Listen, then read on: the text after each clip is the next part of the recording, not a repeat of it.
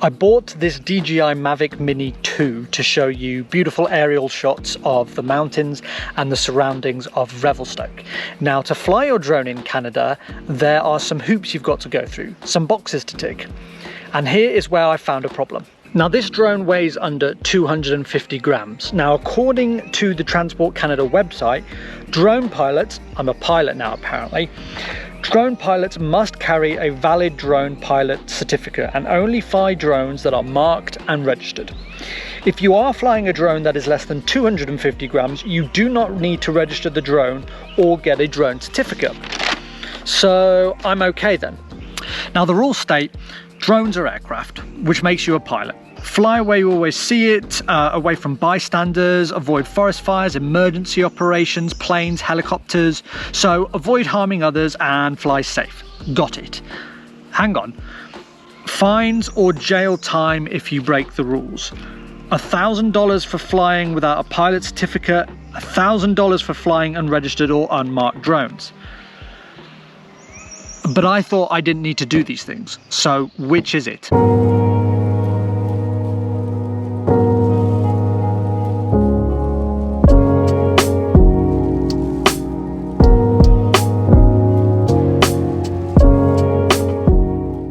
The DJI app has a spot finder feature that tells you of any restrictions nearby. And well, when it comes to Revelstoke, there are at least 4. In Revelstoke, we've got a hospital, we've got a logging mill, we've got an airport, we've got a hydroelectric dam, and we've got a ski resort where one of these things could pose some form of risk. Totally understand. Now, if I also zone out on the Spot Finder app, you will also see these huge, larger circular restrictions which cover the Yoho National Park, the Glacial National Park, and the Revelstoke National Park, where you can't fly a drone without special permission. They're not making this easy for you.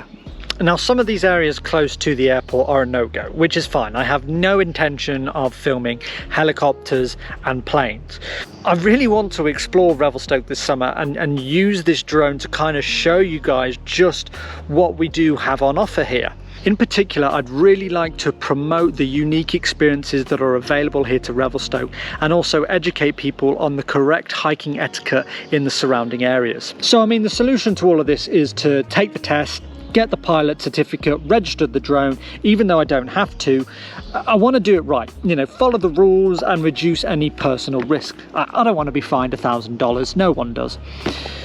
But now, this is where the real problem appears. The Transport Canada website says that to take the test, I have to either be a permanent resident or a citizen of Canada, which I'm neither yet. So to get clarity on this, I contacted Transport Canada, explaining that this all seemed like quite a bit of a grey area. Their initial response didn't answer my question, but instead reiterated the differences in requirements based on the weight of the drone, and that I was a pilot and subject to criminal codes. After asking a second time, they indicated that I could in fact take the test, regardless of my resident status, but that I couldn't register the drone, which makes things completely clear.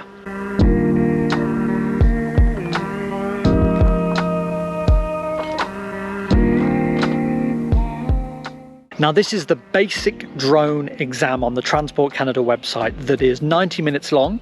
I have 35 questions to answer and I need to get 65% of them right to pass. And I passed. I got 88% on my first time, which is awesome. And hopefully this is now a step forward to really capturing some of the landscape around Revelstoke and British Columbia, promoting the area. But I have to be honest with you guys, it's still not clear whether I've ticked all the necessary boxes, even if I've got this drone under 250 grams. And I guess I'm not really going to know if I've done this properly until I come across someone with a position of authority that tells me otherwise. It's just not clear for someone who's trying to use this for the right reasons.